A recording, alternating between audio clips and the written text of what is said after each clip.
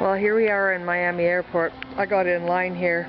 There ain't any tellers or anything yet, but we're just all getting lined up. People have lined their bags and stuff up, and they're not even here. But here's the Quig, and hopefully, oops. He's knocking the place down. Quig, what are you doing? It's that goofy hat. You think so? How does this work? Slide it in, baby. He's knocking the place down. But anyways, here's all of our stuff. You know, you'd think he was drunk, but he's not.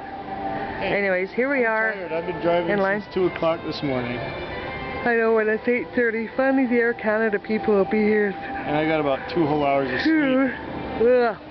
Anyways, we're here in plenty of time. We got rid of the rental car, and it was very easy, and we got on the shuttle bus, and now we're here at the Air Canada terminal.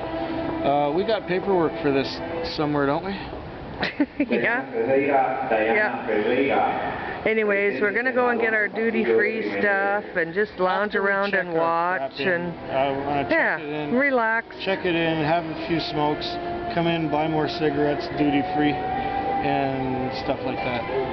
Perfume, yeah. Smelly stuff. Okay. Well, we just dropped Andy's mom and sister off, went and got rid of the rent car, and came to the Miami airport. Because we didn't want to bum around town, we wanted to be at the airport, do duty-free, not have to be rushed and everything. Well, so we book in, get our boarding passes. We're on a moving sidewalk, that's why we're kind of watching this way. We don't want to end up on falling over again. I'll tell you when to... Anyways, so we get in there, go out and have a smoke. Okay, we'll go into, go through security and all that. So we get in, and the ladies say, put us in a totally different lineup than everybody else. Okay, you got 5 feet, 4 feet, 3 feet, 2 feet. Whoa, step! Okay. So, if you want to be on this side, it'd be better. Okay. Better lighting, yes. Okay. So we go into the separate line. The guy looks at us and he goes, "Okay, go on through here, but take the red baskets. Everyone else is using yellow ones, but we have to use the red ones. So we put all of our belongings in the red one, and then you got to walk through this thing, and then it's not like a regular security thing. It's an actual room." And it's got feet on the floor. It says, place your feet on the floor. So you place the feet on the floor. And it said something about being prepared for air or something. I'm going, oh. Then these puffs of air come. And it's like, whoa, I wasn't expecting that. So then guy opens the door on the other side and he goes, is this all your stuff over here? Yeah. No other bags? No. Come over here and sit down. We sit down in this chair, and he gets out these little white pads, and he starts wiping off my shoes, because now you have to take your shoes off at the airport, wiping off your shoes and wiping off your carry-on bag, and it was like, oh my God! I said, what's this all about? Well, you're suspect. Your airline pointed you out as suspect, and I go, well, why do you get pointed out as suspect? And it's like, oh, for a lot of different reasons. We thought it was because we were checking in so early or something. And they said, no, it's usually different reasons. We narrowed it down. It was because of,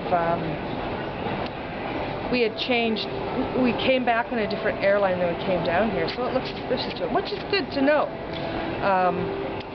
And the puffer thing was supposed to let loose any explosive powder, and that's what they were swabbing off of our shoes and our carry-ons and everything too. So it was a little bit of excitement for the day.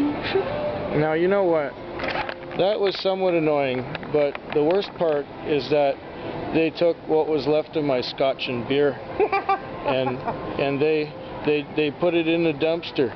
Not like it was a lot. I mean, it was only about like 3 beers and about 1/5 of a 26-ounce bottle of scotch, but it was a Balvenie Doublewood. I mean, that stuff is great. Well, I can get some more at home, and maybe I can get some at duty free. And so, that's where we're heading now. Duty free, So you- booze and perfume. so you're gonna tell me when to step, right? Maybe. So we got some time to burn. Anyways, it'll be the very last leg of our journey. It's to be a long flight. It's gonna be 3 flights. Yeah. 2 long ones and 1 short one, and we gotta wait 3 hours Yeah. for the short one. So we go to Toronto, and then from Toronto to Vancouver, In and then Vancouver to Victoria. Yeah. Yeah, you're getting close. I'd turn around, step up right about now. Oh, good timing, huh? I'm surprised after that last kerfuffle that you're got any kind of coordination. Fat quick. Beckwick. Fat wick. Back leg.